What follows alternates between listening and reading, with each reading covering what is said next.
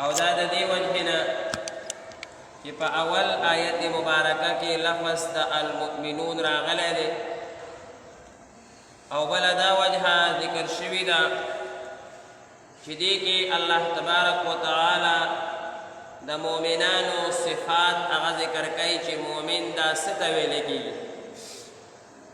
مسند احمد کی دا حضرت فاروق اعظم رضی اللہ تعالی عنہ نے روایت تے دوی فرمائی چکل با نبی کریم صلی اللہ علیہ وسلم باندی وحی نازلی دا نو دا غی سر بچے سوک نزدو ناستو دا غی وقت بدا سی آواز راتو لکسنگا چی دا گبین دا مچو آواز دو اغای چې څنګه هغه یو خاص بنګار کوي هغه شانتي آواز براتلو.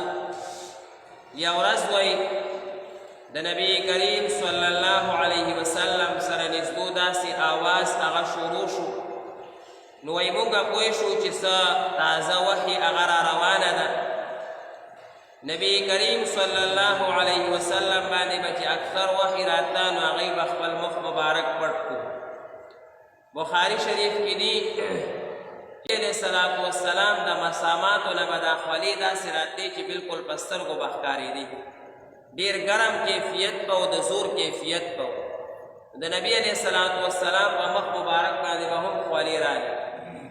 کله چې وایي دا مذکوره کیفیت هغه ختم شو نبی کریم صلی الله علیه وسلم قبلې ته مخ کو او دا دعا یې وکړه کہ اللہم زدنا ولا تنقصنا، یا اللہ مونگا زیاد کی مونگ کے کمے مرا ولی، واکرمنا ولا تہننا زمونگا عزت کی مونگا ذلیل مکی، واعطنا ولا تحرمنا مونگتا دخبل ورک میں نراکی او مونگا محروم آغا مکی، وآثرنا ولا تؤثر علینا مونگا تا پخلکو باندی مخکیوال راکی او مونگا باندې سوک مخکی مکی کافران، ورد عنا و ارضنا زمونگنا رازی شی او مونگا تانا رازی.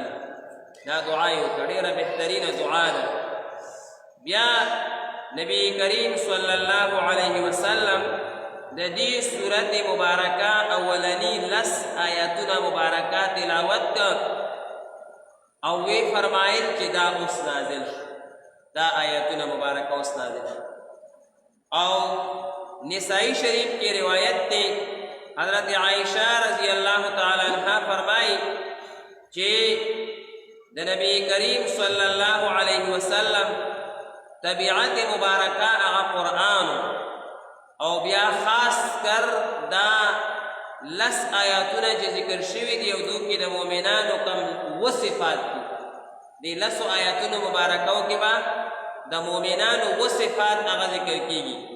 دا وصفات نبی کریم صلی اللہ علیہ وسلم کی پا کاملہ طریقہ باندې براتی دی وصفاتو تفصیل کو اغا شروع کی گی نن صرف دا دی صورت ابتداء دا دی اولنی لفظ صرف تشریکو دا دی الفاظ مبارکہ اخو مختصر دی ولیکن دا دی معنی و مفہوم اغا دیر لوی دی. اللہ تبارک و تعالی اول آیت کی فرمائی قد افلح المؤمنون بے شکا کامیاب دی مومنان فلاح دی اذان کی منگوائیو حی علی الفلاح دا کامیابی سے تراشی فلاح فلاح ستویلے کی فلاح اغا کامل فلاح او کامل کامیابی اغا دیتا ویلے کی گی کہ انسان دا تمام پریشانون بے غمش او تمام خوشحالی دتا ملوشی او دائمی ورطا ملوشی ہمیشہ چی نختمی گی او دا سی جوندی شی چی دے سغواری او غورتا ملاوی گی. دا کامل فلاح اللہ تبارک و تعالی قرآن مجید کی بلدے فرمائی دی وَلَهُمْ مَا يَشْتَهُونَ جس غواری اب وطا ملاوی یا بجنتیان. کامل فلاح کامل کامیابی اب کمزے کی ملاوی کی جنت کی با ملاوی کی و مومنانو تا با ملاوی. نو قد افلحا یو کو کامل کامیابی شوا دویم دا چې انسان ته یو کامیابي میلاو شي خو د ده د ژوند په اکثرو حصو کې کامله کامیابي دنیا کې نه میلاوېږي. دا دې مونږ ذهن کې یاد وساتو، ځکه دنیا دارو تکلیف دی. مونږ وایو که نه یاره دا مکلف دی او غیر مکلف دی. مکلف د تکلیف نه دی، خامخا تکلیف به برداشت کوي.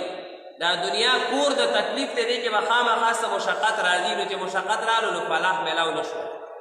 نو کامله کامیابی دپاره الله تعالی هغه آخرت جوړ کړی دی او مؤمنانو دپاره یو کور دی، هغې ته جنت وي. الله دې زموږ نصیب کړي ستاسو ټول. خو لیکن چې د انسان په ژوند کې اکثره کامیابي راشي، اکثر اوقاتو اکثر اوقات د ده په کامیابۍ کې تیر شي، نو انسان هغه پښتنو متل دی وایي چې مرګ دې ونیسي نو ته بې ته خپله غاړه کېږي.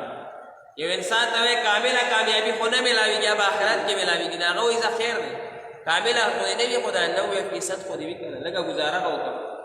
یاره 80% خو دې وي که نه، دومره خو دې وي چې اکثر ژوند زما هغه د کامیابۍ او د خوشحالۍ وي.